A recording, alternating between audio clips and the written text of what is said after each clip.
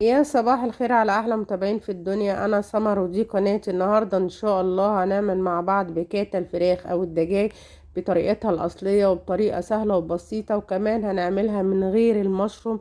هقول لكم رايي فيها. يلا نبدا وصفتنا ونقول بسم الله ونشوف مقاديرنا ايه.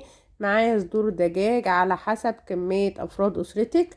هنجيب صدر الدجاج كده نقطعه على على نصين، عشان يبقى سمك البيكاتا ما تكونش سميكة قوي ولا رفيعة قوي، زي ما انتم شايفين السمك بتاعها كده. وهنقطع الصدر التاني برضو، يعني نقطعهم بالنص كده عشان يبقى سمكها لا رفيع قوي ولا سميك قوي. هنبدأ نملح بقى صدور الدجاج بالملح والفلفل الأسمر من الوش ومن الظهر. مش هنبدر بدقيق ولا بأي حاجة خالص، دي الطريقة الأصلية بتاعتها، الطريقة الجميلة. بعد ما ملحناها كده جبنا طاسة على النار ونزلنا فيها بمعلقة زبدة كبيرة، يا دوبك تفك كده، وننزل فيها بقلب بالفراخ. احنا يا دوبك هندي لون للفراخ عشان ما تفقدش العصارة بتاعتها ولا الصوص ولا الطراوة بتاعتها. احنا يا دوبك بس عايزين لون، لان هي هتكمل سواها بعد كده في في الصوص اللي احنا هنعمله. يا دوبك تاخد لون عشان تفضل محتفظة بالصوص بتاعها وبالطراوة بتاعتها. بعد كده معايا بصلاية مقطعاها مكعبات. في نفس الطاسة اللي انا عملت فيها الفراخ هنزل بالبصل كده زي ما انتم شايفين.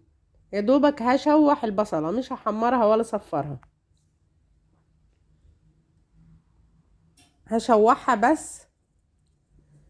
وبعد كده هنزل عليها بمعلقة من الثوم المهروس، معلقة كبيرة من الثوم المهروس. وبرضه هشوحه لغاية ما يطلع الزيوت العطرية بتاعته. ابدأ اشم ريحة الثوم كده.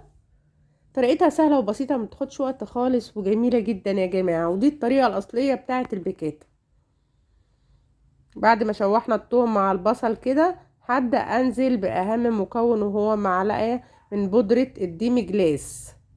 دي يعتبر بدل الدقيق، انت عايز تعمليها بديل لبودرة الديمي جلاس ممكن تحطي معلقة دقيق، لكن دي الطريقة الأصلية بتاعتها.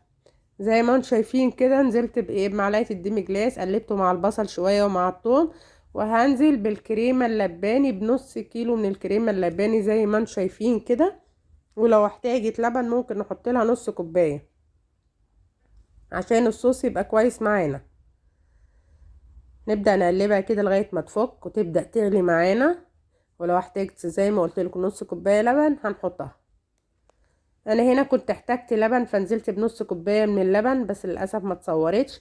ونزلت طبعا رجعت البيكاتا تاني في قلب الطاسه، هنزلها في قلب الصوص كده. هنملحها طبعا بعد كده، بس نخلي بالنا ان الديمي جلاس فيه ملح وفيه فلفل وفيه بهار، يعني هنحط ملح بسيط وفلفل اسود بسيط. هما دول البهارات اللي احنا هنحطها، ويا دوبك نص معلقه من البابريكا.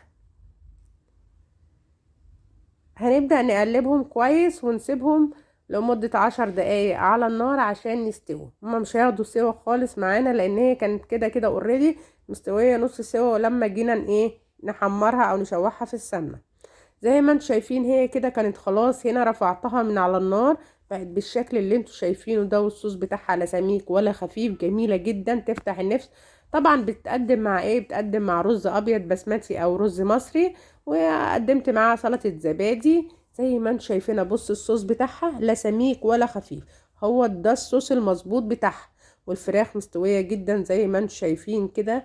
يعني عايزه اقول لكم طعمها تحفه، ولا ريحتها حاجه كده من الاخر. وبألف هنا. ولو عجبكم الفيديو ما تنسونيش في اللايك والشير.